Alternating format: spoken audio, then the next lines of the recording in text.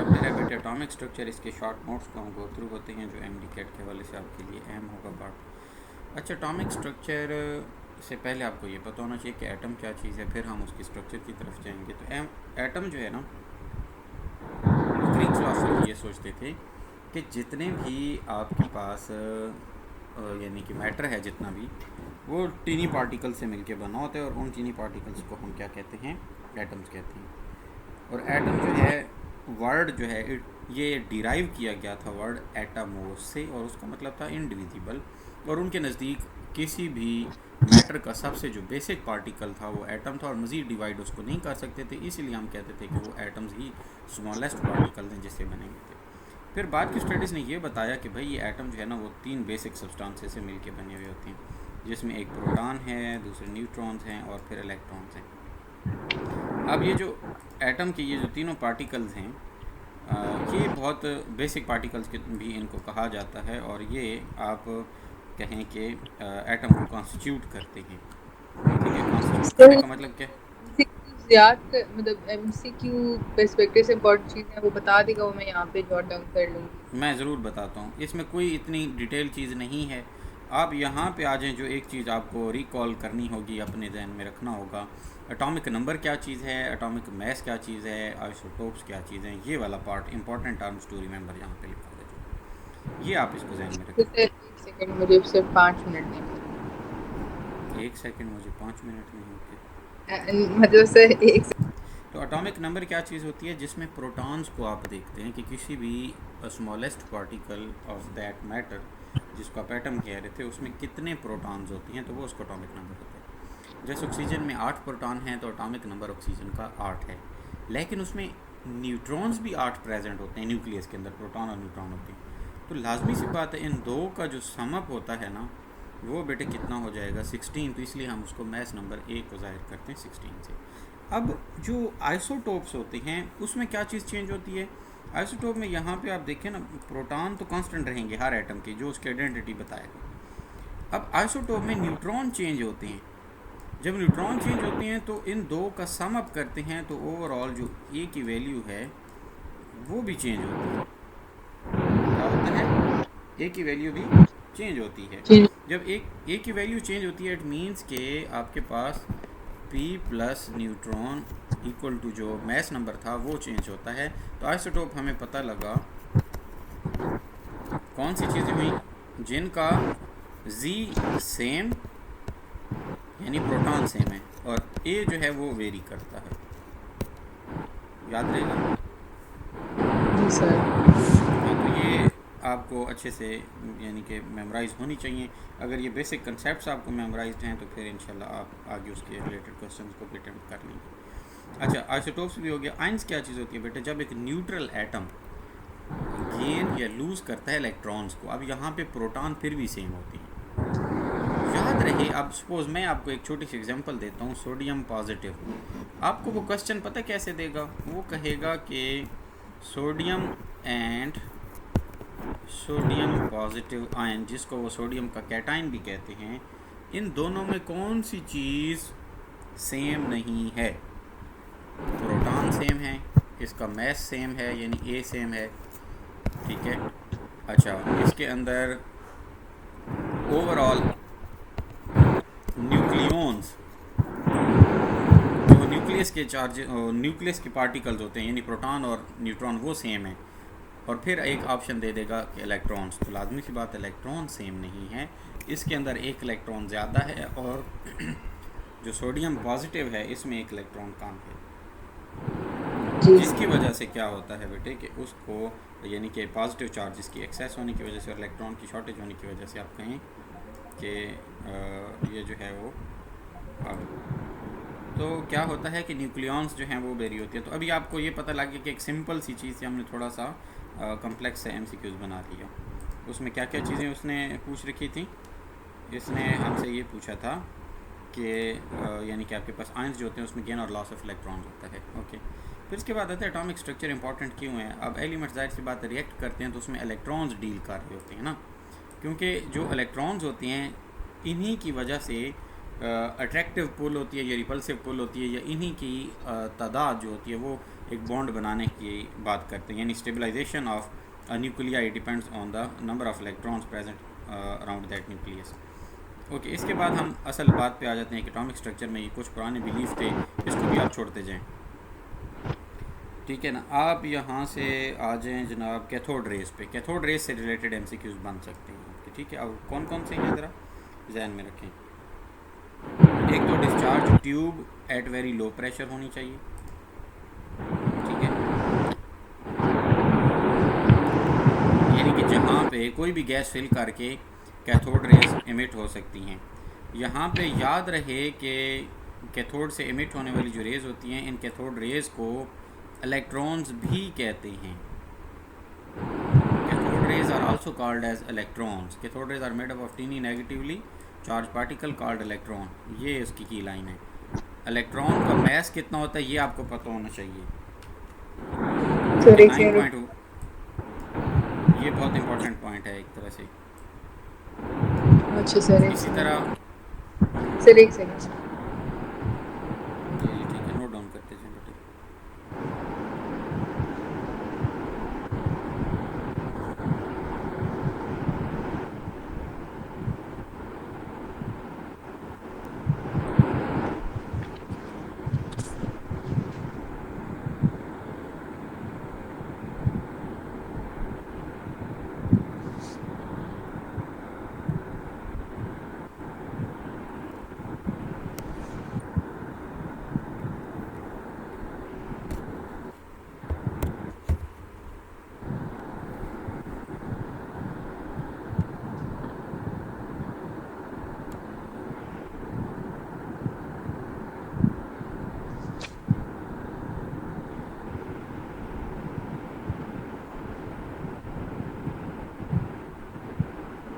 Continue करें।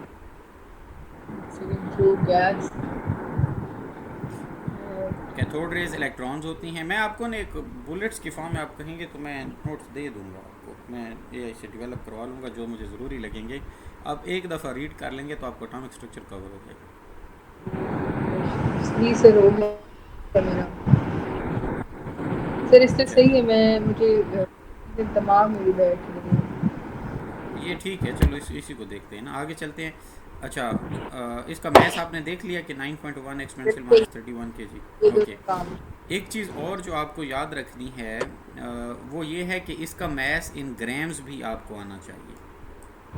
यानी इसको आप 10 टू रेज पावर 3 से मल्टीप्लाई कर देंगे तो वो ग्राम्स आ जाएंगे, और 31 में से 3 को ऐड करें, पॉजिटिव 3 को, तो वो कितना बन जाता है 9.1 एक्सपोनेंशियल 28 -28 ग्राम आ जाएगा। हाँ, फिर बताइए सर लिख के दिएगा। मैं बेटा लिख देता हूँ, ये आएगा 9.1 इंटू 10 टू रेज -28 ग्राम्स। ये इलेक्ट्रॉन का मैस इन ग्राम है। इसका चार्ज भी नोट डाउन कर ले, 1.6 एक्सपोनेंशियल 10 टू रेज -19 कूलम। ये एक टेबल था, वो आप बुक से देख लीजिएगा। अगर 1.6 into 10 to raise -19 coulomb charge है। जी बेटे,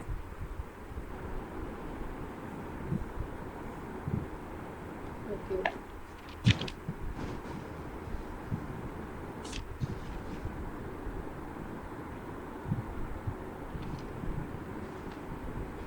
सर, आगे चले। जी बेटा, तो ये तो जी इसके मैथ शैस हो गया, सारा क्लियर हो गया इलेक्ट्रॉन से रिलेटेड। अच्छा, इलेक्ट्रॉन जो है ना, इसकी एक और की, इसका एक एमसीक्यूज मैं आपको बता दूं जो यहाँ पे नहीं लिखा हुआ। आप कोई भी गैस डिस्चार्ज ट्यूब, ये लिखी पड़ी है ना कि डिस्चार्ज ट्यूब फिल करते हैं। आप कोई भी गैस अगर डिस्चार्ज ट्यूब के अंदर फिल करते हैं, फिलिंग कर लेते हैं, और फिल करने के बाद आप उस पर वही वोल्टेज अप्लाई करते हैं, प्रेशर अंडर लो प्रेशर, और फिर वहाँ से आप इलेक्ट्रॉन या कैथोड रेज जनरेट करवाते हैं, तो याद रहे कि कैथोड रेज चूँकि इलेक्ट्रॉन्स होते हैं और इलेक्ट्रॉन्स का मैस किसी भी एटम के अंदर हमेशा कांस्टेंट होता है, तो तो इसलिए कैथोड रेज की नेचर चेंज नहीं होती by changing the nature of gas. आपने कार्बन डाइऑक्साइड गैस फिल कर ली, फिर भी इलेक्ट्रॉन या कैथोड रेज सेम टाइप के होंगे। आपने हाइड्रोजन फिल की, आपने नाइट्रोजन फिल की, आपने जो मर्जी गैस फिलअप कर लें, सारों के अंदर उसकी नेचर चेंज नहीं होगी। यानी कैथोड रेज का मैस और चार्ज हमेशा सेम रहेगा किसी भी गैस के लिए। अक्सर औकात इसको टेक्निकल लैंग्वेज में वो बोलते हैं E/m या M/e। इसको कहते हैं चार्ज टू मैस रेशो और इसको कहते हैं मैस टू चार्ज रेशो। दोनों ही इलेक्ट्रॉन्स के लिए किसी भी गैस पे डिपेंडेंट नहीं होती। That's it. यानी आप जो मर्जी गैस इसके अंदर फिल कर लेंगे, इसकी E/m या M/e दोनों सेम रहेंगी। ठीक है। यस। अच्छा, ये बात हो गई। फिर आ जाते हैं जी आगे उसकी तरफ, प्रोटॉन्स की तरफ। जो प्रोटॉन्स और न्यूट्रॉन्स, जिनको आप न्यूक्लियॉन्स भी कहते हैं, जो न्यूक्लियस के अंदर पाए जाते हैं। सही, मैं तो कहती हूँ जिस तरह हम एमसीक्यूज कर रहे थे, डिस्कवरी ऑफ इलेक्ट्रॉन प्रोटॉन है, इस तरह साथ में ही नोट्स बनवाने। बच्चा थोड़ा सा वेट करें, मैं इसको वाइंड अप करूँगा। इसमें कुछ ज़्यादा चीज़ें मैं आपके गले नहीं डालूँगा। ठीक है, मैंने इसको पढ़ लिया है, दोबारा पढ़ा भी था, हालांकि मतलब ये ना भी पढ़ता, लेकिन मैंने इसको पढ़ा था। इसमें प्रोटॉन का बस मैस देख लें, इसके अलावा इसमें और कुछ नहीं है। और फिर यहाँ पे आ जाते हैं न्यूट्रॉन का भी मैस देख लें। प्रोटॉन और न्यूट्रॉन तकरीबन बराबर हैं। प्रोटॉन और न्यूट्रॉन दोनों का मैस तकरीबन बराबर है। उनका 28 ग्राम में था और इसका 24 ग्राम में है।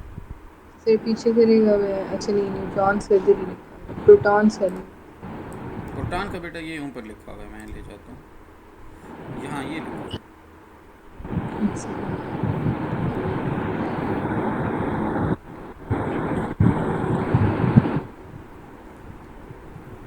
दूसरा पेज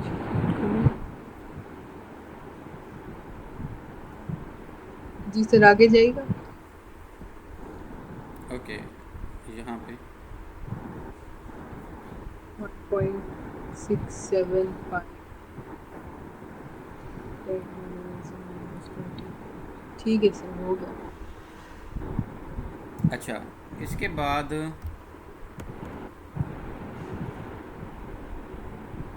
एक्स रेज पे आ जाएं। ये अच्छा बताएं सर। एक्स रेज,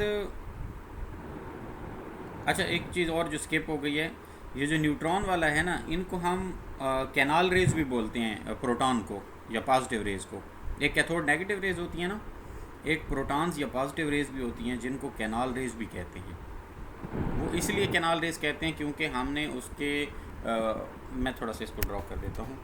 ये डिस्चार्ज ट्यूब है ना, ये तो साइंसदानों ने ये नेगेटिव टर्मिनल रखा, ये रखा इन्होंने पॉजिटिव टर्मिनल, यानी इनको कनेक्ट किया बैटरी से। ये पॉजिटिव था, ये नेगेटिव, और यूँ। अब नेगेटिव से जो टकरा के इधर जाते थे, इनको तो हमने इलेक्ट्रॉन्स कह दिया था या कैथोड रेज कह दिया था। ठीक है। अब कुछ क्या हुआ कि बाद में साइंसदानों ने क्या किया, इधर सुराख कर लिए बीच में। अब इसमें सुराख किए तो उन्होंने देखा कि सुराखों से गुजर के इसकी दीवार पर भी कुछ लग रहा था। तो ये चूंकि कैनाल्स होती हैं, छोटे छोटे रस्तों से निकल के जा रहे थे पार्टिकल्स, इसलिए इनको कैनाल रेज कहा गया था। जो पॉजिटिव रेज होती हैं उनको। ठीक है सर। हाँ, ये आपको अगर आ जाता है तो आपको टर्म बस ना माना चाहिए, और ज़्यादा कुछ नहीं है इसके अंदर। अच्छा बेटे, एक्स रेज पे आते हैं। तो एक्स रेज की सबसे ख़ास बात यह है कि जितनी हैवी मेटल होगी, जिसका मैस बहुत ज़्यादा होगा, उतनी प्रोडक्शन ऑफ एक्स रेज जो है वो डिपेंडेंसी ज़्यादा होगी। याद रहेगा सर आपने बोला एक्स रेज के लिए है, जितना हैवी मेटल होगा उतनी ज़्यादा एक्स रेज आएंगी। हाँ, उनके प्रोडक्शन के चांसेस ज़्यादा होते हैं। रीज़न क्या होती है ज़रा गौर से। मैं एक स्ट्रक्चर ड्रा करता हूँ। ये न्यूक्लियस है, ये पहला शेल है, ये दूसरा शेल है, ये तीसरा है, ये चौथा शेल है। यानी एक बड़ी मेटल है जिसका मैस बहुत ज़्यादा है। तो अगर एक्स रेज में क्या होता है, सपोज़ ये आप ऊपर भी सारों में इलेक्ट्रॉन पड़े हुए हैं, यहाँ यहाँ यहाँ इस तरह। आप अगर यहाँ से एक इलेक्ट्रॉन विदड्रॉ कर लेते हैं, इसके ऊपर आप क्या करते हैं, एक स्ट्राइक करवाते हैं, फॉल करवाते हैं, एक रोशनी, या वही आप कहें कि एक फास्ट मूविंग इलेक्ट्रॉन प्रोटॉन। यहाँ से जो पार्टिकल निकलेगा, उसके बाद यहाँ क्या क्रिएट होगा, एक होल क्रिएट हो जाएगा। सॉरी, इसको नहीं, वो डब्ल्यू नहीं, बस सिंपल ये एच, होल क्रिएट होगा। अब इस होल को फिल करने के लिए इससे भी आएंगे इलेक्ट्रॉन, इधर से भी आ सकते हैं, इधर से भी।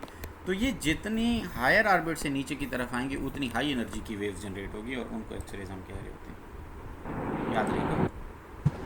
जी सर। तो एक्सरेज जो है बेटा, जितना हैवी मेटल्स होंगे तो उसमें चांसेस हैं कि उनके अंदर प्रोडक्शन ऑफ एक्सरेज ज़्यादा हो। ओके, तो एक्सरेज किस पे डिपेंड कर रहा है? एटॉमिक मैस पे या एटॉमिक नंबर जितना हैवी होगा उस पर। तो यहाँ पे ना एक इसने लॉ बताया नहीं है, वो मैं आपको बाद में बता भी दूंगा कि वो एक लॉ है जिसमें directly proportional to atomic number होता है एक्सरेज, जी जो होती है ना एटॉमिक उनकी स्ट्रेंथ। Mass, atomic number. जी जी, एटॉमिक नंबर के डायरेक्टली प्रोपोर्शनल होते हैं। और एटॉमिक मास के लिए एटॉमिक मैस अंडरस्टूड है बेटा, एटॉमिक नंबर के प्रोपोर्शनल का मतलब ये है कि उसमें नंबर ऑफ शेल्स ज़्यादा होंगे, नंबर ऑफ इलेक्ट्रॉन ज़्यादा होंगे। जब एटॉमिक मैस की बात करते हैं तो फिर अंडरस्टूड है जिसका एटॉमिक नंबर ज़्यादा है उसका मैस नंबर भी ज़्यादा होगा, उतने ही प्रोटॉन्स वगैरह उसमें ज़्यादा होंगे ना, ठीक है। बिल्कुल।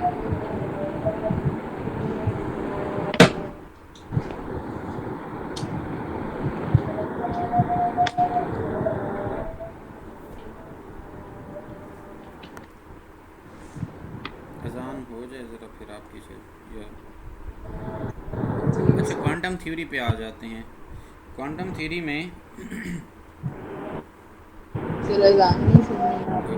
Okay okay, Planck's quantum theory जो थी ये क्या था? इसने कहा था कि लाइट जो in the form of particle या क्वांटम आती है, और इसने इतना इम्पोर्टेंट इसका जो फार्मूला है कि H is equal to sorry क्या कहते हैं, energy is equal to h nu या एच एफ भी कहते हैं, is equal to h f simple frequency है और न्यू भी फ्रीक्वेंसी होती है, ठीक है ना। तो एनर्जी ऑफ फोटॉन जो है ये एच एफ या एच न्यू के डायरेक्टली प्रोपोर्शनल होती है। ये इसने फार्मूला बताया भी नहीं है, इसने डी ब्रॉगली के हैसेनबर्ग की इक्वेशन भी नहीं लिखी है। तो इसके जो सर ये नोट्स हैं ना, क्वांटम इन तीनों की इक्वेशंस आप लिखने और उनसे रिलेटेड एमसीक्यूज भी आपको आने चाहिए सॉल्व, ये वाले, ये मैं आपको बता दूँ। एमसीक्यूज बिल्कुल सिंपल इक्वेशन है जो मैं आपको अभी बता रहा हूँ कि E is equal to h nu है ना, इसमें फ्रीक्वेंसी है, ये फ्रीक्वेंसी गिवन हो आपको तो आप एनर्जी फाइंड कर सकते हैं। और एच जो है ये कांस्टेंट है जिसको प्लांक्स कांस्टेंट कहते हैं। तो उस पर आपने जो है ना वो प्लांक्स कांस्टेंट की वैल्यू को आपने मेमोराइज कर।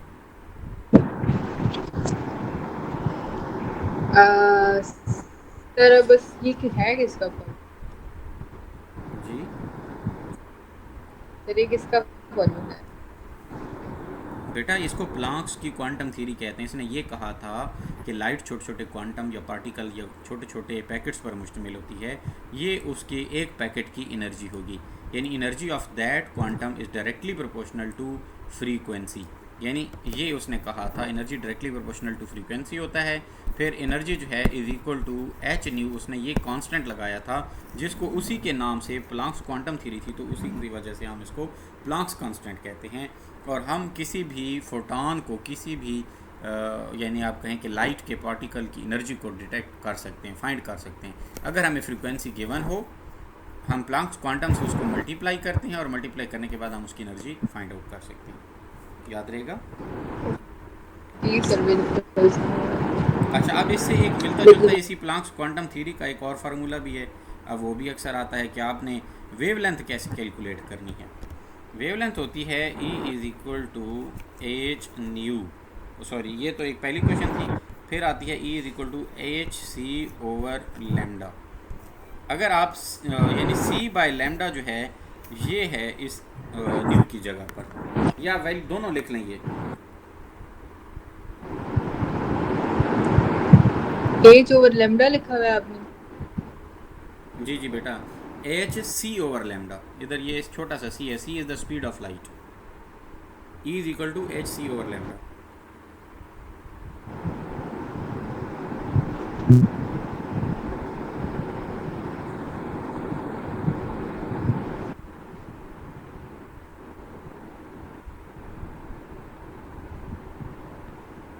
ओके सर लिख लिया।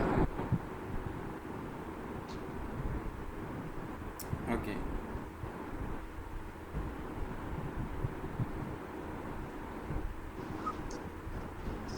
आगे कंटिन्यू करते हैं बेटे।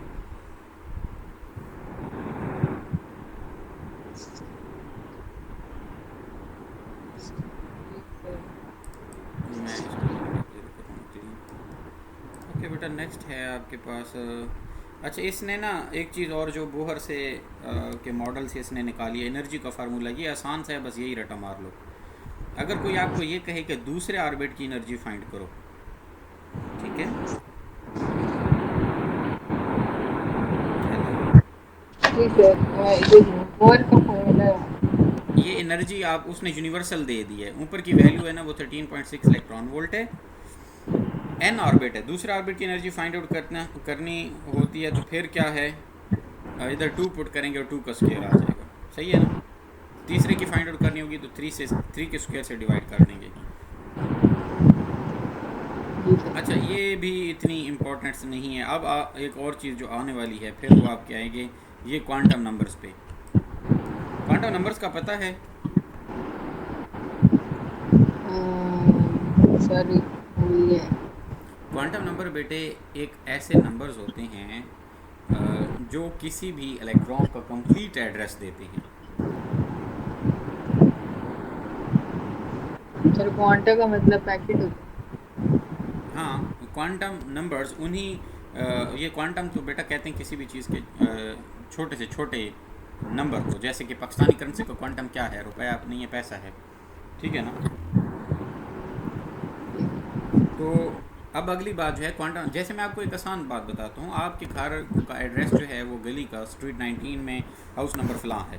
अगर मैं ये कहूँ कि चार कुछ वर्ड का मैं एक सेट देता हूँ, जैसे पहले पाकिस्तान, फिर रावलपिंडी, फिर जनाब वेस्टरेज और हाउस नंबर फलां, ये ऐसे ग्रुप ऑफ 4 वर्ड्स है जो आपके घर का एड्रेस देता है, राइट। इसी तरह जब हम किसी इलेक्ट्रॉन की बात करते हैं तो इलेक्ट्रॉन्स जो हैं उनको भी फाइंड आउट करने के लिए, उनकी भी कंप्लीट डिस्क्रिप्शन देने के लिए जो हमें वर्ड्स का सेट चाहिए, तो वो क्या होता है, वो क्वांटम नंबर से हमें पता चलता है।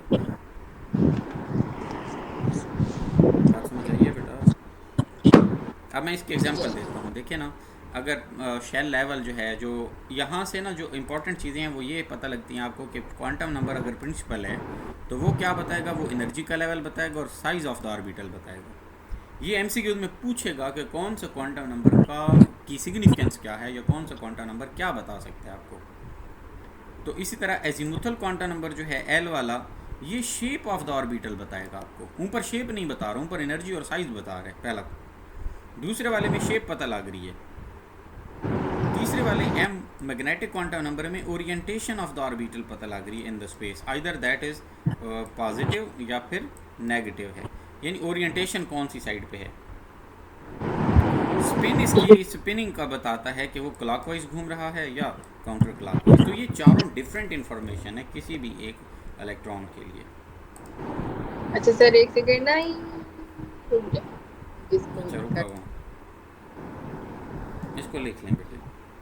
हाँ मैं भी कर। ये एमसीक्यूज आएंगे कि यही पूछता है कि 4 क्वांटम नंबर में से चारों की सिग्निफिकेंस क्या है, किसका क्या फ़ायदा हुआ हमें।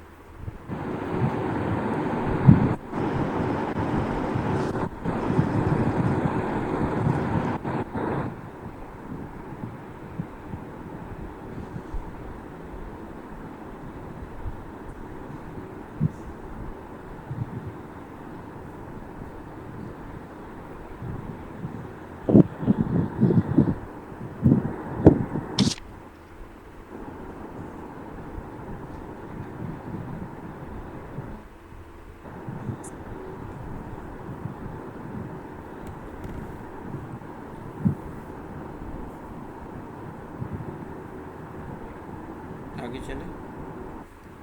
सर मैं लिख रही हूँ। ओके,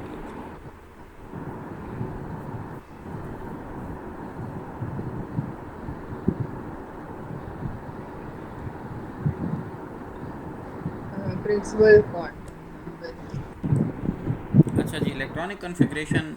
अब आपको पता है कि जब इलेक्ट्रॉन्स को फिल किया जाता है, वो आपको पता है फार्मूला आना चाहिए आपको, स्कूल पब्लिक स्कूल वाला फार्मूला इधर अपने पास नोट डाउन कर लें, इसने नहीं दिया वो, ठीक है। अच्छा सर लिखती हूँ। और इलेक्ट्रॉनिक कॉन्फ़िगरेशन भी आपको आनी चाहिए, क्योंकि वो पूछ सकता है कि कौन सी इलेक्ट्रॉनिक कॉन्फ़िगरेशन किस आयन से रिलेटेड है, एक इलेक्ट्रॉन कम कर देगा। जैसे कि अगर मैं कहूँ, पब्लिक। जी मैं मिसाल के तौर पर बेटा, ऑक्सीजन है ना एटम, और ये लिख देते हैं कि ओ पॉजिटिव की क्या इलेक्ट्रॉनिक कॉन्फ़िगरेशन है, तो इसके 16 इलेक्ट्रॉन होंगे और इसके 15 होंगे। तो आपने 16 और 15 का फ़र्क याद रखना है।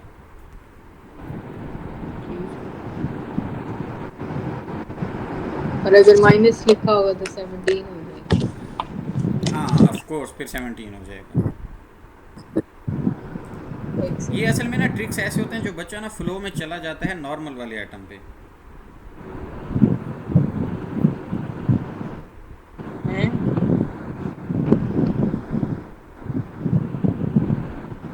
यानी बेटा ये मैं कह रहा हूँ कि इस तरह ट्रिक्स वो खेलते हैं कि बच्चे तो नॉर्मली 16 पे करेंगे ना, जो 16 ये ऑक्सीजन की होती है इलेक्ट्रॉनिक कॉन्फ़िगरेशन, बच्चे उसको देखते हैं, बच्चे आयनिक कंसिडरेंस नहीं लेते।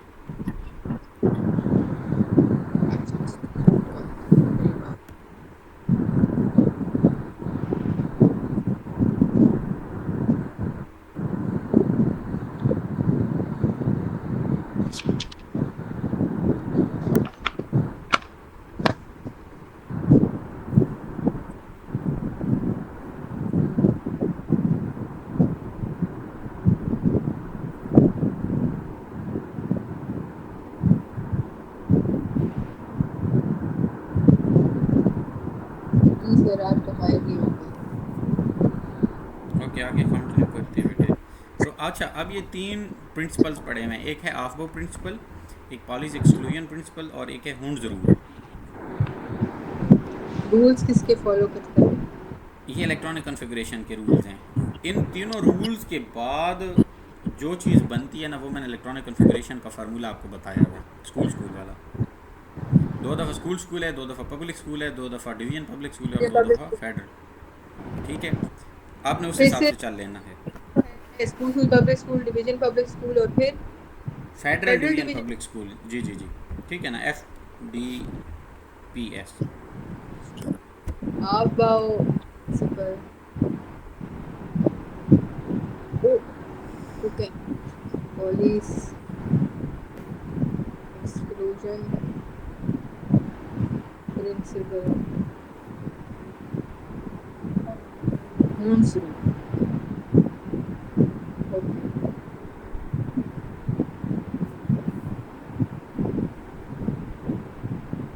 सर और कुछ? इसके बाद है बेटे श्रोडिंजर्स इक्वेशन। ये एक नाम के तौर पर आप याद रखें कि ये वो इक्वेशन है जहाँ पे अभी तक हमने जितने भी बोहर का पढ़ा है, जो भी पढ़ा है, उसके मुताबिक इलेक्ट्रॉन एक पार्टिकल था।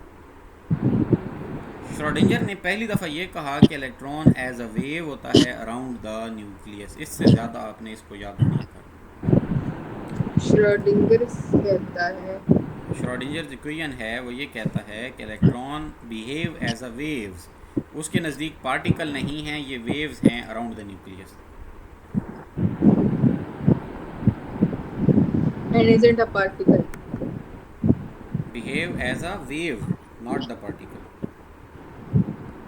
Electrons behave as wave and isn't a particle. हाँ बिल्कुल ठीक है। सर ऐसे ही है ये झूठ है। जी जी ठीक है। अच्छा इन रियलिटी, हाँ रियलिटी में बेटा ये डुअल कैरेक्टर रखता है, वेव के तौर पर भी बिहेव करता है और पार्टिकल के तौर पर भी बिहेव करता है। पर ये है क्या, वेव है पार्टिकल? यार यही तो क्वांटम वो है ना बेटा कि ये अपनी स्टेट चेंज करता है अकॉर्डिंग टू ऑब्जर्वेशन। यानी अगर ऑब्जर्वर इफेक्ट भी इसको बोलते हैं, आप गूगल करें कहीं आपको बहुत बला की इन्फॉर्मेशन मिल जाएगी। जब ऑब्जर्वर इफेक्ट यानी जब कोई इसको ऑब्जर्व करता है तो ये क्या बिहेव कर रहा होता है, ये एज अ पार्टिकल बिहेव करता है। और जब इसको कोई ऑब्जर्व नहीं कर रहा होता तो ये एज अ वेव बिहेव करता है। और दोनों के प्रूफ्स मौजूद हैं, एक्सपेरिमेंटल प्रूफ्स। और फिर साइंसदान सादे लफ्ज़ों में इस चीज़ को कंसिडर करते हैं कि जो लाइट है ना, यानी कि जब माइक्रोस्कोपिक पार्टिकल्स आप कहें या नैनो पार्टिकल पे जब आप चले जाते हैं तो वहाँ पे आपकी जो वेव्स होती हैं वो पार्टिकल में कन्वर्ट होती हैं। और इसी से तो लोग मैनिफेस्टेशन को सपोर्ट कर रहे होते हैं ना, कि आपकी थॉट्स बेसिकली स्पेशल वाइब्रेशन की वेव्स आप थ्रो कर रहे होते हैं और वो फिर रियलिटी जब में टर्न्स इनटू इस। यूनिवर्स की फ्रीक्वेंसी से आपकी फ्रीक्वेंसी अलाइन करती है तो आप हाँ फिर हाँ, तो वो फिर वो कहते हैं कि फिर वो मटेरियलिस्टिक वजूद उसका आना शुरू हो जाता है, सिंपल ये होता है, और फिर वो रियल में होना शुरू हो जाता है। Very bad. अच्छा लेमन सीरीज़ क्या होती है, बाल्मर सीरीज़ क्या होती है और पैस्टन सीरीज़ क्या होती है? Electrons falling to the first energy level emit करते हैं अल्ट्रावायलेट लाइट। सर बस ये याद रखिए कि लेमन में सीरीज में कौन सी एमिट होती है और कौन सी, इसमें हाँ, विजिबल होती है, यही तो है। पैस्टन में जो है वो आपके पास आई आर होती है। याद हाँ जी, लेमन पहले वाला है, तो पहले में चूंकि गैप ज़्यादा होता है तो अल्ट्रावायलेट, फिर विजिबल, फिर आगे तीनों में पैस्टन में जो है ना वो आई आर होती है। ये नीचे पड़ा हुआ है shape of the orbital. S orbital spherical होता है, पी डम्बेल होता है, क्लोवर लीफ होता है और ये कम्प्लेक्स शेप होती है। ओके सर, एक सेकंड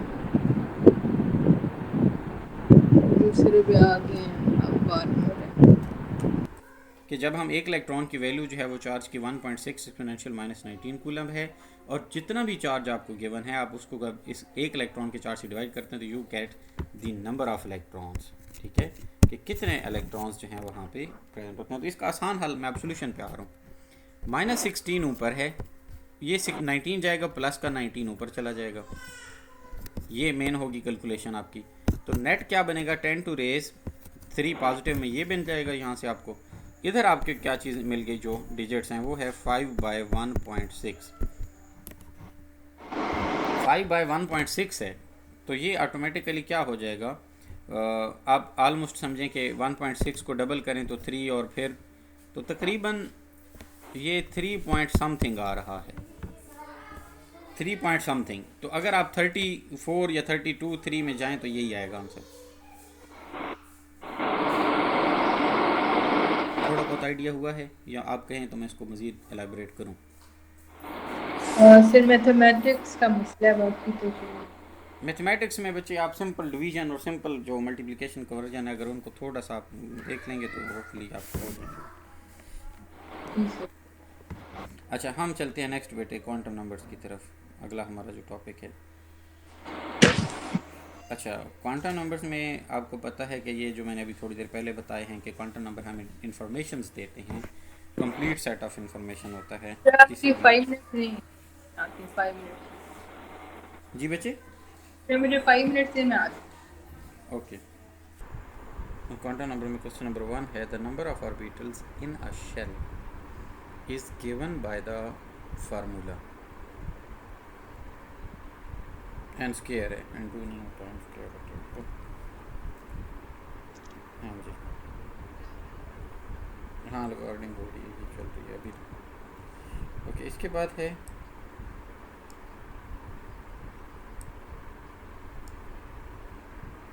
हाँ, स्पिन इसलिए क्योंकि ये बताता है पॉजिटिव और नेगेटिव। बाकी सारे क्वांटम नंबर सेम हो सकते हैं, लेकिन स्पिन क्वांटम नंबर जो है ज़रूरी नहीं कि वो सेम हो। बात समझ आई?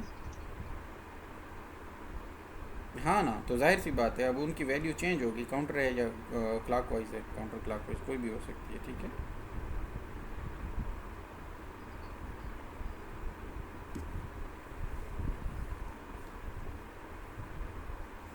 हाँ, अब n जो है ये प्रिंसिपल क्वांटम नंबर 3 हो, i जो है वो 1 हो, यानी अज़ीमुथल क्वांटम नंबर 1 हो।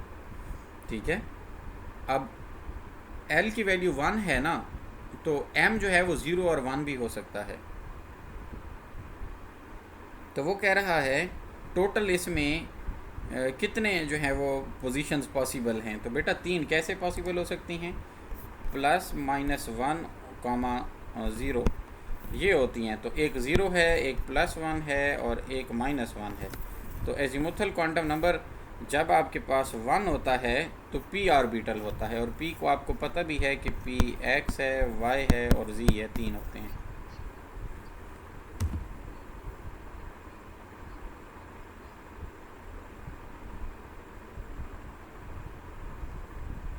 जी मेरे बच्चों, आपको नहीं समझ आई इसके अभी?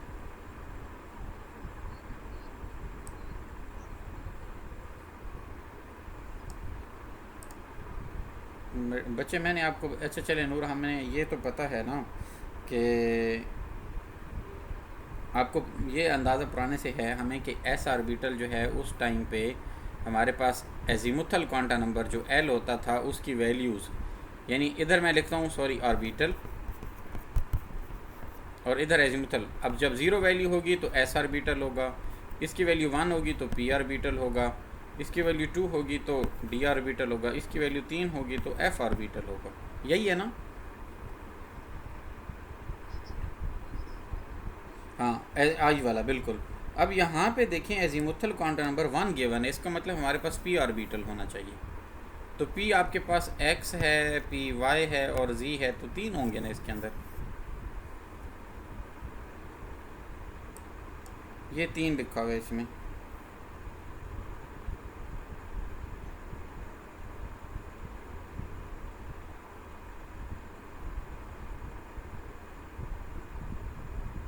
जी बेटा, हाँ ना। ऑर्बिटल पी का होना चाहिए, तो पी के सब ऑर्बिटल भी तो होते हैं ना, p x, p y, p जी।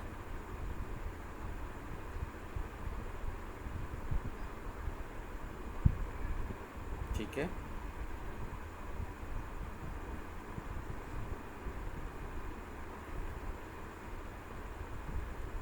अच्छा बेटा नेक्स्ट चलते हैं जी, इसको मैं रेज कर देता हूँ। मेरा बच्चा देखो ना, पी ऑर्बिटल के कितने आगे फर्दर डिवीजन होती हैं, 2p x, 2p Y, 2p जी नहीं पढ़ते? तो वो होते हैं, डी में कितने होते हैं? 5 होते हैं। अगर इधर एल की वैल्यू 2 होती, ये यहाँ मेरे बच्चे, चलो मैं बताता हूँ वाइट बोर्ड, ठीक है, मैं समझाता हूँ बेटा, एक मिनट मैं आपको ना उधर ले जाता हूँ, क्या कहते हैं, वाइट बोर्ड पे, तो वहाँ से हम थोड़ा इसको देख लेते हैं। आपकी जब तक क्लैरिटी नहीं होगी आगे नहीं कंटिन्यू करते रहेंगे।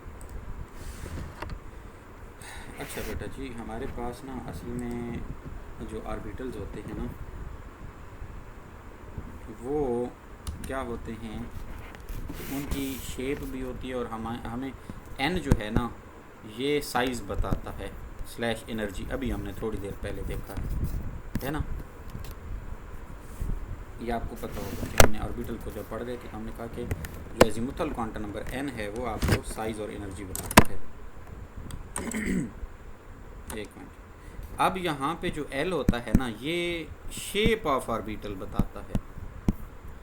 अब शेप जो है वो सफेरिकल भी होती है, डम्बल भी होती है, क्लोवर शेप भी होती है और कम्प्लेक्स भी होती है।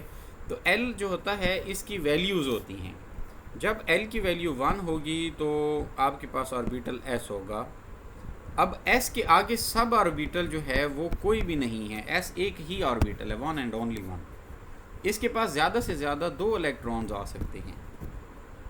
अच्छा, ये एल की वैल्यू 0 पे है। अब एल की वैल्यू जब 1 है तो आपके पास जो शेप ऑफ ऑर्बिटल बनते हैं या ऑर्बिटल, वो होता है पी। अब पी ऑर्बिटल की 3 ओरिएंटेशन होती हैं। एक ओरिएंटेशन बेटा एक्स एक्सिस के अलोंग होती है जिसको पी एक्स बोलते हैं, एक पी वाई होता है और एक पी जी होता है। ये 3 ऑर्बिटल हैं, हर में 2 इलेक्ट्रॉन आते हैं, तो टोटल हो जाएंगे 6। इसीलिए 2p6 लिखते होते हैं अगर आपको याद हो। और 2p6 का मतलब क्या है कि 2px में, 2py में, 2pz के अंदर आते हैं।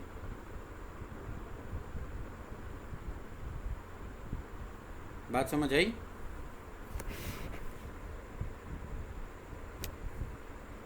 तो इसके बाद नेक्स्ट ये है कि बेटे जब वैल्यू 2 हो जाती है, यही एल की वैल्यू पहले 0 थी, फिर 1 थी और फिर 2 थी।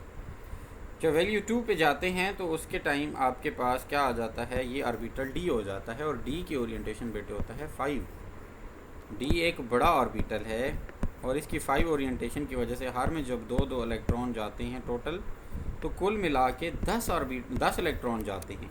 अब डी के ऑर्बिटल कितने होंगे? 5 होंगे, तभी 5 के अंदर 10 इलेक्ट्रॉन आ रहे हैं। पी के ऑर्बिटल में आ रहे हैं 3।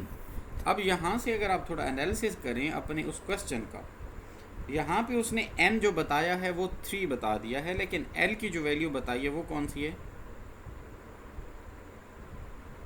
1 है। तो अब एल जब 1 है बेटे, तो अब हम ज़रा वाइट बोर्ड पे चलते हैं। 1 के लिए आपके पास ऑर्बिटल आ जाता है पी, और पी की ओरिएंटेशन कितनी है? एस होता है ना, एस होता है, ठीक है।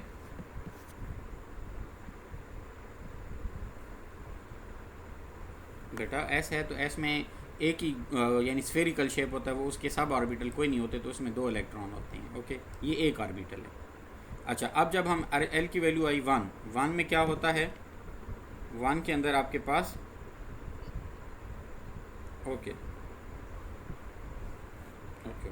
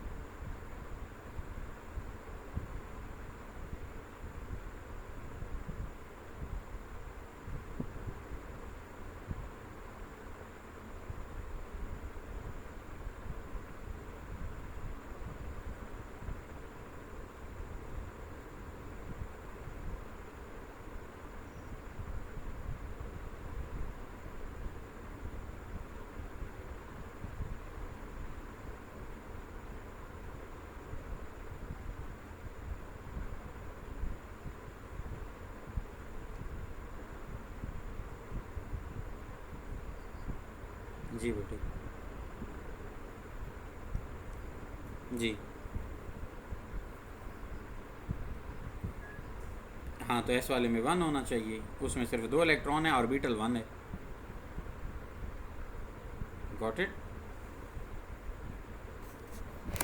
अब बच्चे हम जब उधर जाते हैं ना, किधर गए, यहाँ पे, तो यहाँ में एल बता रहा होता है कि ऑर्बिटल कितने हैं। बात समझ आई?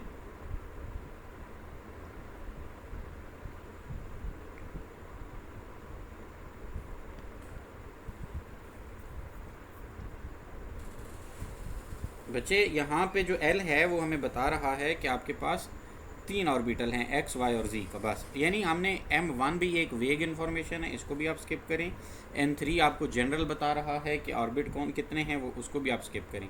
जो नंबर ऑफ़ ऑर्बिटल की डिटेल्स हैं वो कौन दे रहा है? एल दे रहा है, और एल से 1 से हमें पता लगता है पी ऑर्बिटल है।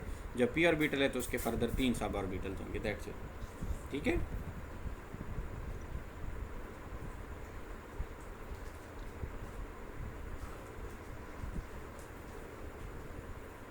हाँ,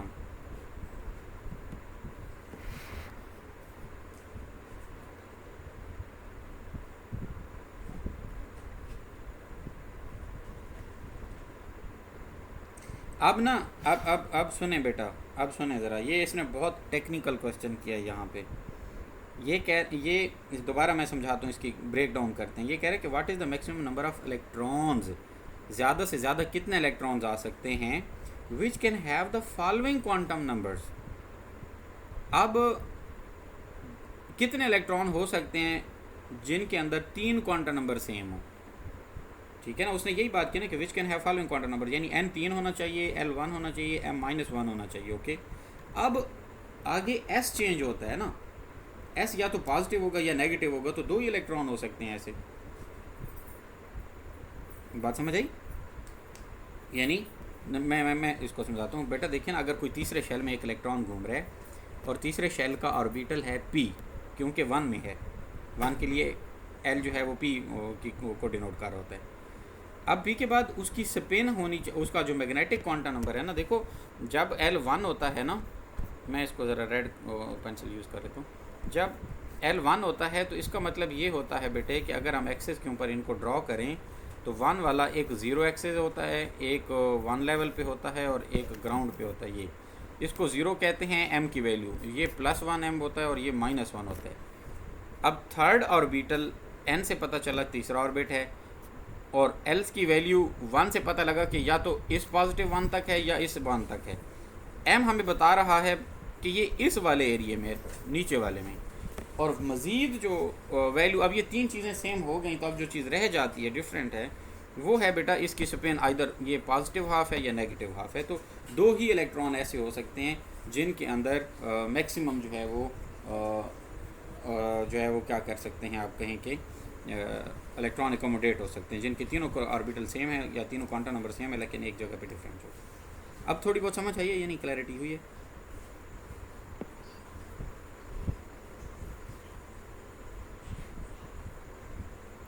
बेटा वो कह रहा है कि कितने इलेक्ट्रॉनों का क्वांटम नंबर सेम होगा, तो ज़्यादा से ज़्यादा कितने इलेक्ट्रॉन इकट्ठे रहते हैं, पेयर में तो दो ही रहते हैं ना।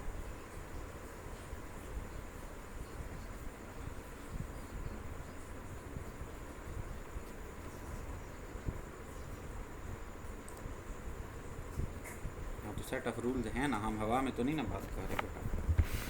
हमने एक सेट ऑफ रूल्स, हमने ये हर दफ़ा ये डिस्कस किए हैं, मैं दोबारा फिर आपको अभी थोड़ी देर पहले भी बताया। बच्चे हमारे पास पहली तो बात है, इलेक्ट्रॉनिक कॉन्फ़िगरेशन के तीन रूल्स होते हैं।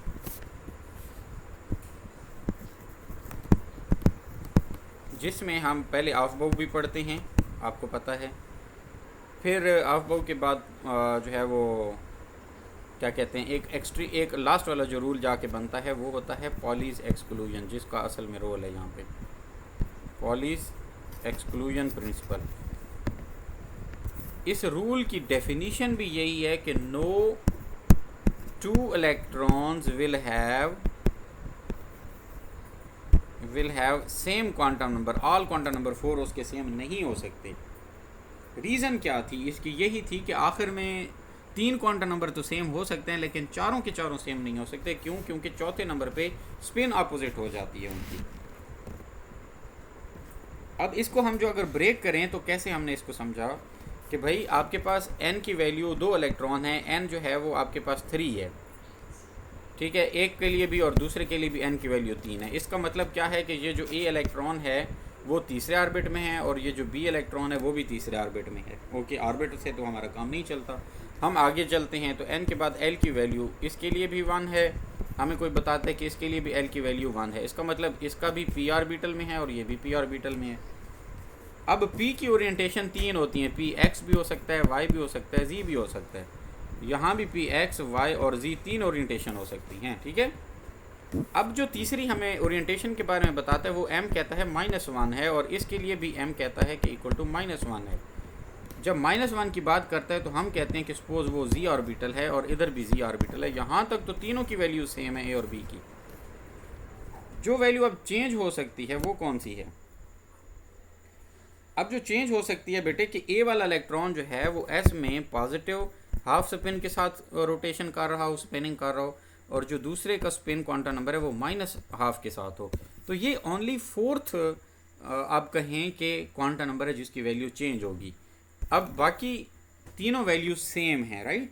क्वेश्चन वाले ने ये कहा है आपसे कि मैक्सिमम कितने इलेक्ट्रॉन हो सकते हैं जिनकी ये सारी वैल्यूज़, तीन पहली वैल्यू सेम हो। तो दो ही इलेक्ट्रॉन हो सकते हैं जिनकी तीन वैल्यू सेम हो, चौथी वैल्यू उनकी डिफरेंट हो जाएगी। अगर तीसरा कोई इलेक्ट्रॉन आएगा भी सही तो वो इन ऑर्बिटल के यानी कि नंबर्स में नहीं एडजस्ट हो सकता। इनमें सिर्फ और सिर्फ दो ही एडजस्ट हो सकते हैं, एक पॉजिटिव हाफ स्पिन के साथ और एक नेगेटिव हाफ स्पिन के साथ। अभी भी नहीं क्लियर है?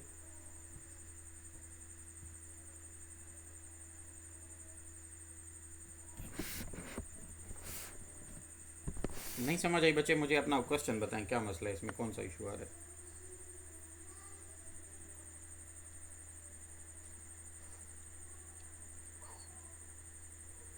अच्छा क्वेश्चन पढ़ो तो सही नूर, इसमें इतना कौन सा मसला है बेटा कि जो आपको रीड कर रहा हूँ मैं क्वेश्चन। वो कह रहा है कि what is the maximum number of electron, ज़्यादा से ज़्यादा कितने इलेक्ट्रॉन हो सकते हैं जिनके अंदर 1, 2 और 3 क्वांटम नंबर बताएं कि ये सेम है। Which can have following quantum number. Following quantum number का मतलब जिनकी वैल्यूज़ ये तीन वाली होनी चाहिए, m, i और या l जिसको आप बोलते हैं, और n। इसने s की वैल्यू नहीं बताई, ठीक है। इसका मतलब स्पिन क्वांटम नंबर के अलावा बाकी तीन क्वांटम नंबर सेम कैसे हो सकते हैं? एक ही कंडीशन है कि दो इलेक्ट्रॉन जो पड़े होते हैं अगर उनकी स्पिन जो है वो वेरी करती है तो एक की पॉजिटिव होगी और एक की नेगेटिव हाफ होगी।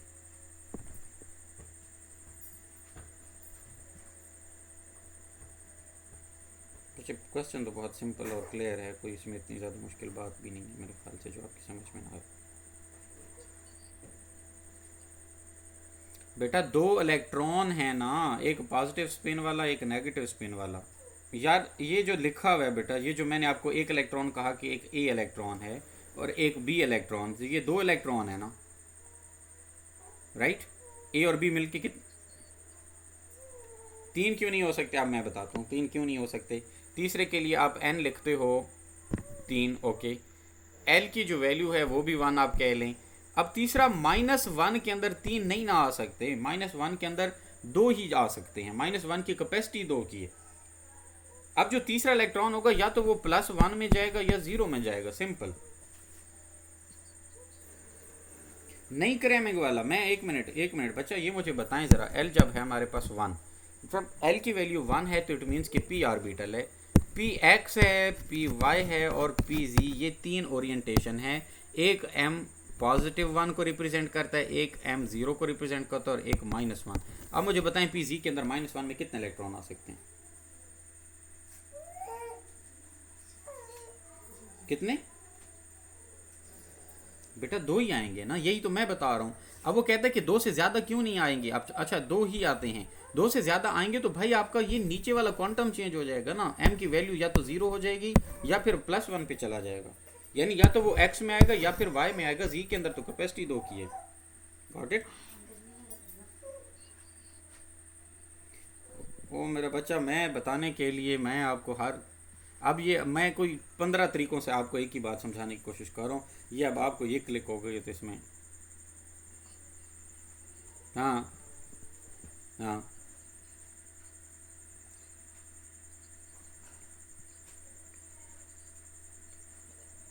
तो -1 जी के अंदर है तो तो इसमें दो ही आएंगे ना बस।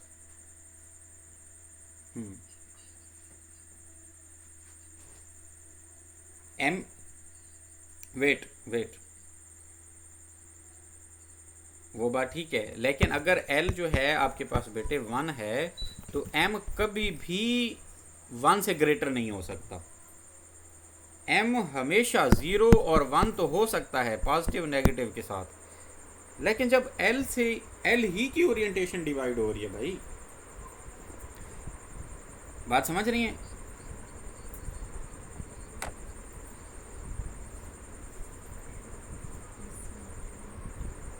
एल बेटा पी को रिप्रेजेंट करता है ना।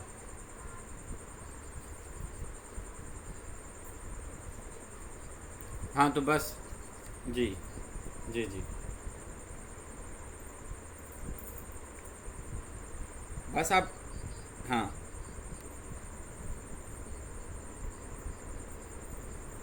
हाँ तो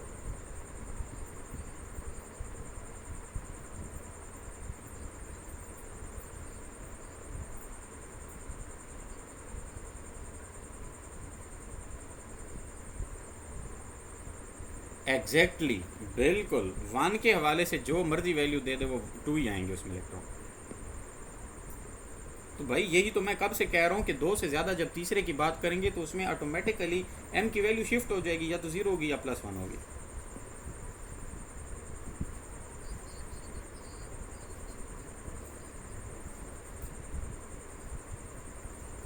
ना सुने, आप सुने बेटे प्लीज़ बी अटेंटिव। अब एल की वैल्यू सपोज हमारे पास हो जाती है 2, ठीक है, सपोज। तो एल की वैल्यू 2 किसके लिए होती है? इसकी वजह से ऑर्बिट हमारा बन जाता है डी।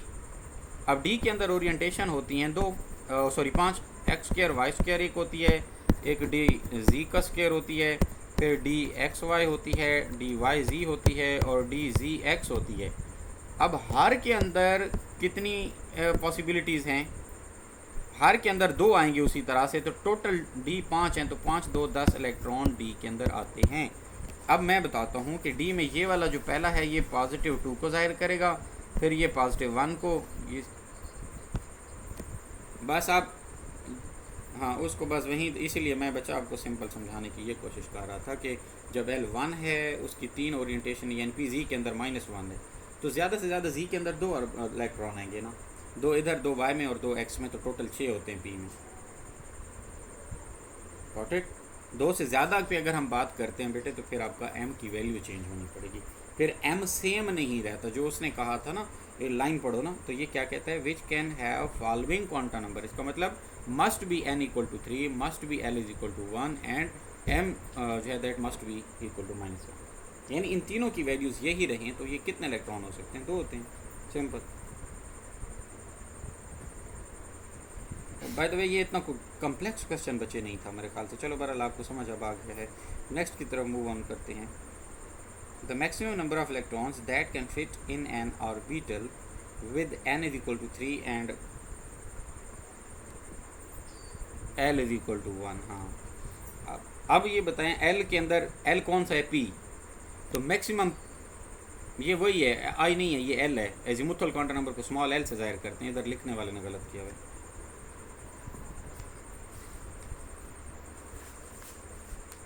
तो आप मुझे बताएं मैक्सिमम कितने इलेक्ट्रॉन आ सकते हैं L1 के अंदर।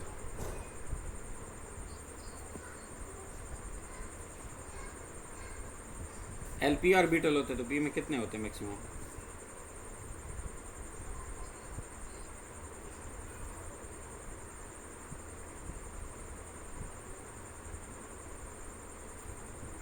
हाँ ना, तो बेटा यही तो कह रहे हो।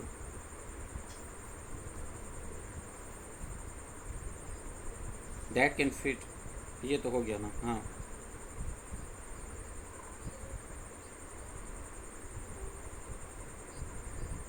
+2 यही है। अब L की वैल्यू 1 अगर आप लगाएं तो 4 इंटू 1 +2 तो 6 आती है ना, या अभी ऊपर देखा है, बात समझ आई, याद रहेगा। ओके,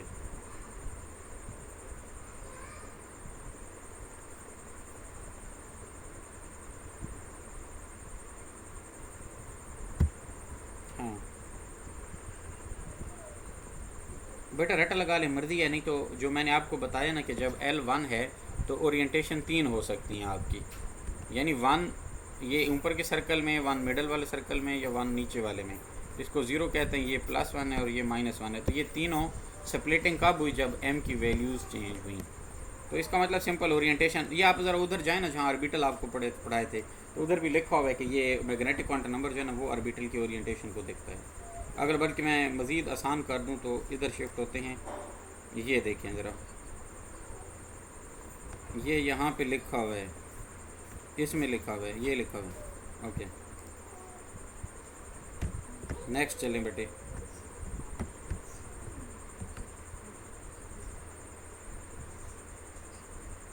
L1, हाँ,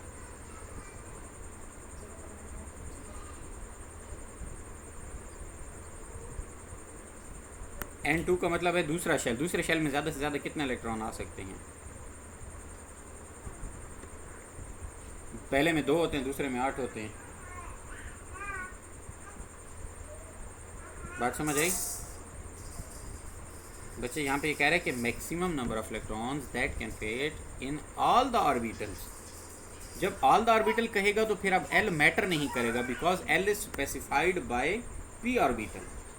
अब यहाँ पे n जो है वो 2 है, तो इसका मतलब दूसरे शेल के अंदर s भी होते हैं और p भी होते हैं, तो उसमें क्या आएंगे बेटा, ऑटोमेटिकली 2 और 6 कितने हो जाएंगे, टोटल 8 इलेक्ट्रॉन आएंगे। ठीक है, ये टेक्निकल चीज़ें हैं। जब वो ऑल ऑर्बिटल की बात करेगा तो फिर आपको p के 6 भी बात करनी पड़ेगी और s भी बताना पड़ेगा।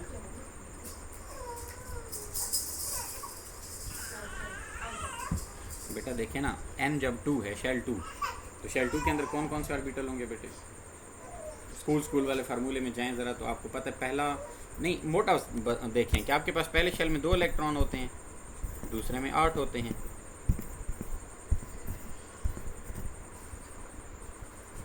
जी,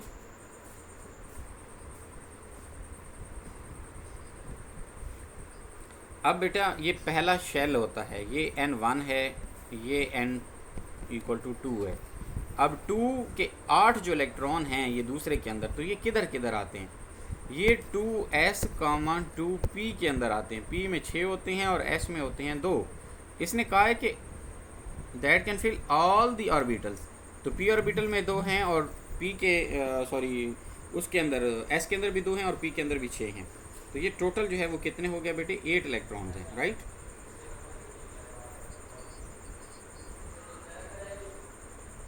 जी बेटा बोलें, अपनी कन्फ्यूजन बताएं।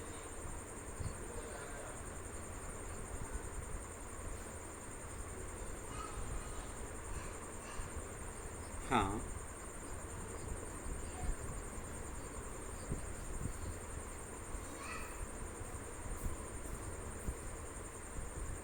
हाँ बच्चे,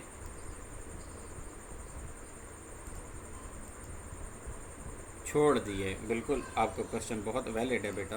अगर आप ज़रा थोड़ा सा, मैं अपनी ही बात पे रहूँगा और मैं आपको इधर ले जाता हूँ पिछले क्वेश्चन पे, जहाँ पे अजीमुतल की कौन। अब यहाँ पे ना इसने क्या बात की थी, how many orbitals can have following quantum numbers.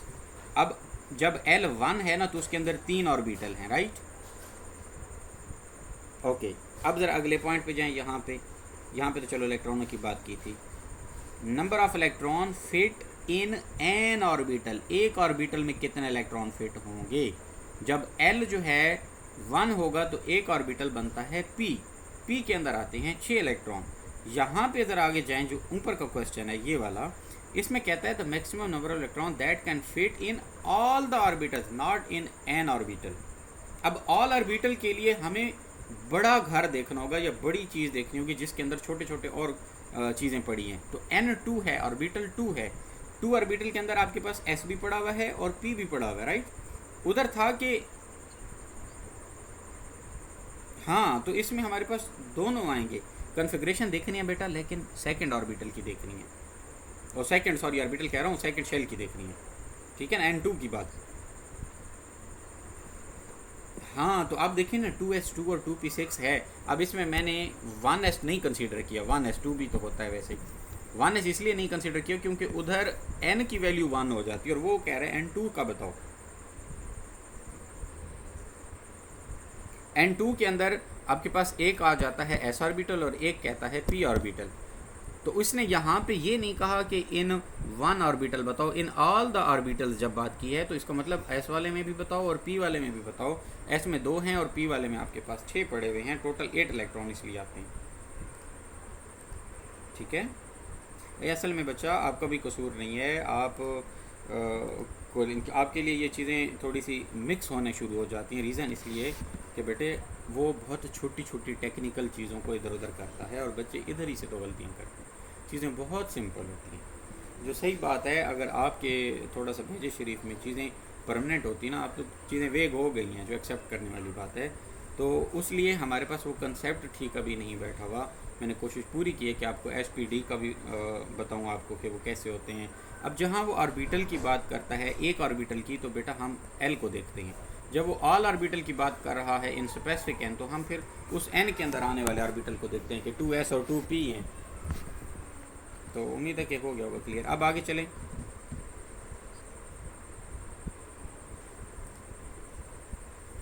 हाँ हाँ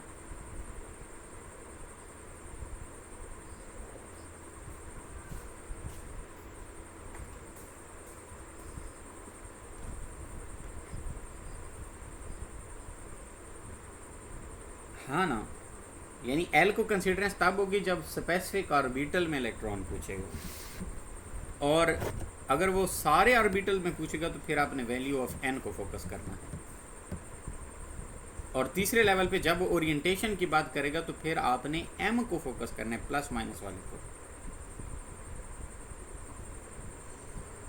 यही तो हमें वर्ड्स हैं जो क्लू देते हैं। ओके नेक्स्ट पढ़ें ज़रा।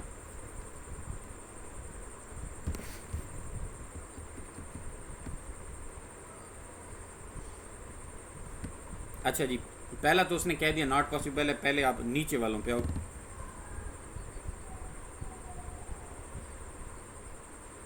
टू होना चाहिए, n-1 होता है।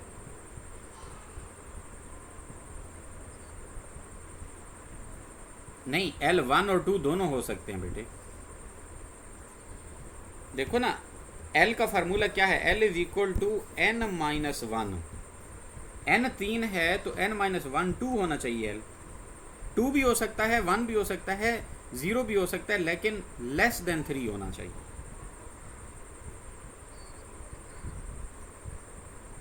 हाँ ये फार्मूला लिखो ना, ये एल का ये फार्मूला है, L is equal to N minus one always. अब हाँ तो n इधर 3 है, 3 minus one must be equal to 2, या तो 2 होगा या 1 होगा या 0 होगा, यानी ये तीन नीचे की वैल्यूज़ हो सकते हैं, 3 तो हो भी नहीं सकता, तो इसलिए पहले ही बात क्लियर हो गई कि नॉट पॉसिबल। हाँ ये 1 भी हो सकता है, लेकिन मैं कह रहा हूँ कि मिनिमम वैल्यू जो है इसकी 0 1 2 तक जा सकती है, मैक्सिमम 2 से ऊपर नहीं जा सकती, 3 नहीं हो सकती है।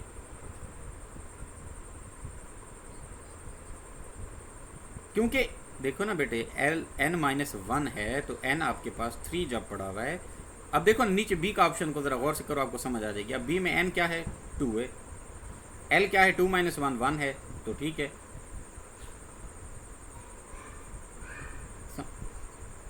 हाँ तो 4 है, तो इसमें यही तो मैं कह रहा हूँ कि n अगर 4 है तो 3 भी होगा, 2 भी होगा, 1 भी होगा, 0 भी होगा। अगर इनमें से कोई भी वैल्यू है लेकिन 4 नहीं होना चाहिए, तो इधर 4 तो नहीं है, इधर 1 लिखा हुआ है, एक्सेप्टेबल है। यानी n के इक्वल l नहीं हो सकता, l must be less than n, simple. तो बस इतनी सी बात मैं कह रहा हूँ, either it could be the 0 1 और 2। अगर 4 है तो 3 भी हो सकता है, लेकिन इससे कम ही होगा, याद रहेगा।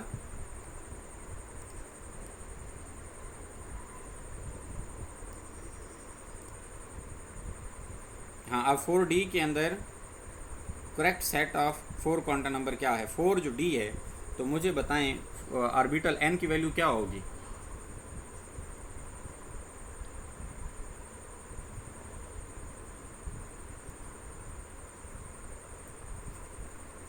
ये कह रहा है कि हमारे पास टोटल क्वांटम नंबर हैं 4, एक होता है n, एक होता है l, एक होता है m, एक होता है s।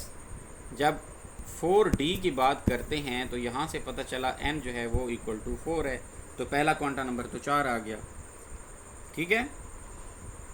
अब l की, हाँ अब l 4D के लिए, D के लिए l की वैल्यू क्या होती है मुझे बताएं ज़रा।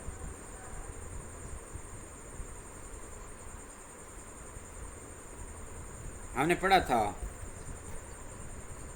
2 होती है, S के लिए 0, P के लिए 1, D के लिए 2।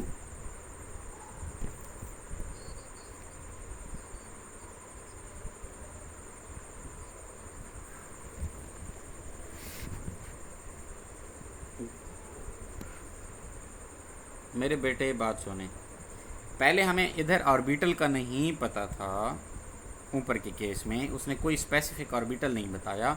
अब उसने कह दिया बेटा कि 4D, जब 4n आ गया, इसको आप थोड़ी देर के लिए छोड़ दें तो D देखो ना, s इज इक्वल टू 0 जब s ऑर्बिटल होता है, जब p ऑर्बिटल होगा तो l की वैल्यू क्या होती है 1, जब d ऑर्बिटल आता है तो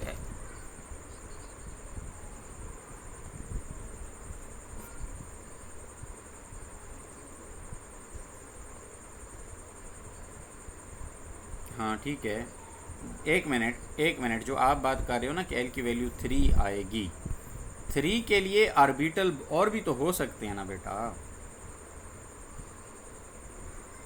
मैं आपको आसान बताता हूँ, थोड़ा एक मिनट आसान करते हैं, आपका क्वेश्चन भी ठीक।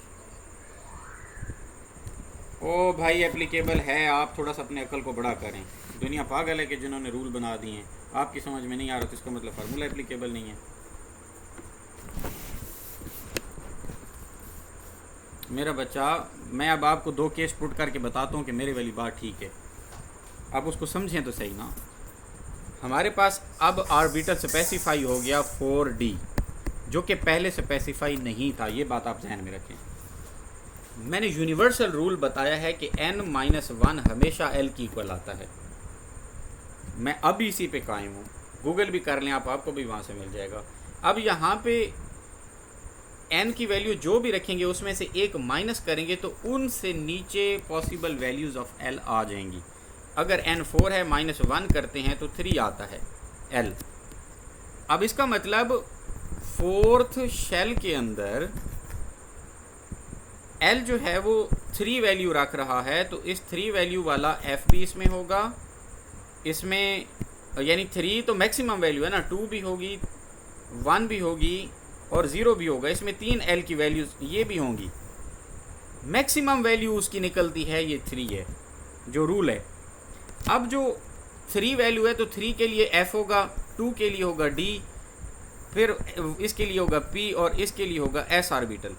यानी मैं कहूँ तो S से मुराद 4S, P से मुराद 4P, D से मुराद 4D और F से मुराद 4F। अब जब हम L की वैल्यू 3 लेते हैं तो वो 4F को रिप्रेजेंट करता है।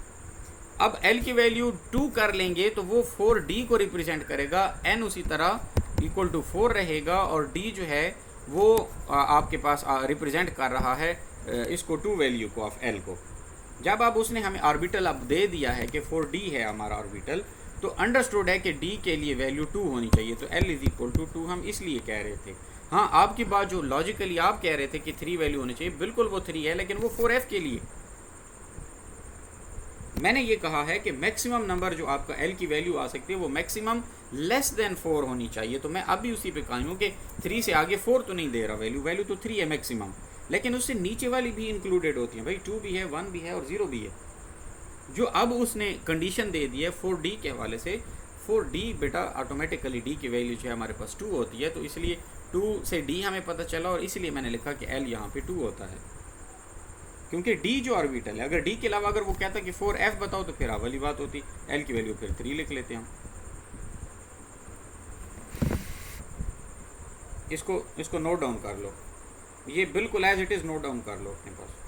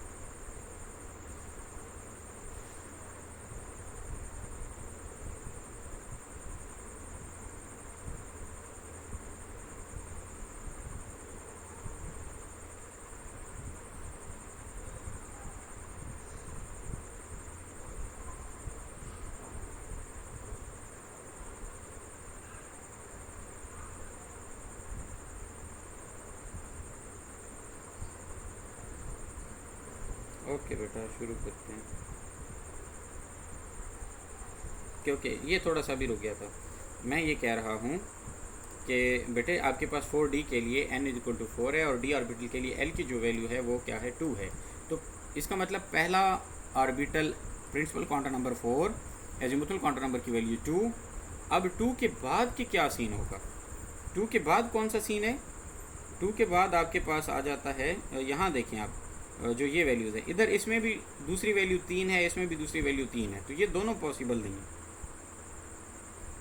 ये एक्सक्लूड हो गए। अब इधर भी 4 और 2 है, 4 और 2 है, यहाँ तक बात ठीक है। आगे 1 लेस देन 2 है तो ये पॉसिबल है, नीचे भी पॉसिबल है। अब 1 जो है ना ये +1 और -1 भी हो सकते हैं, -2 +2 भी हो सकते हैं, क्योंकि ये m की वैल्यू को रिप्रेजेंट करते हैं और ये ओरिएंटेशन होती है।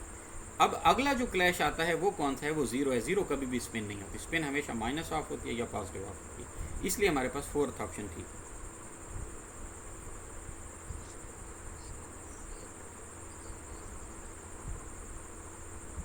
हाँ 3 मैं कह रहा हूँ बेटा 2 से कम कोई भी वैल्यू होगी, वो दिखाता हूँ आपको। जो देखो ना, जो वैल्यू अब L की होती है ना हमारे पास, जो भी वैल्यू L की आती है, चाहे वो 3 है, जब 4n है ना, तो यूनिवर्सली देखें तो L 3 होता है, एक कम होता है, राइट। 4D की बात थोड़ी देर के लिए हम अगर ना करें तो यूनिवर्सल देखें तो 3 होता है। अब इससे आगे जो m की जो वैल्यू होती है ना बेटा, वो +-3 +-2 और +-1, 0। अब दो ये हो गए, यानी प्लस का 3 और माइनस का 3, 2 ऑर्बिटल 2 ऑर्बिटल 2 ऑर्बिटल, और एक ये वाला, ये 7 ऑर्बिटल बनते।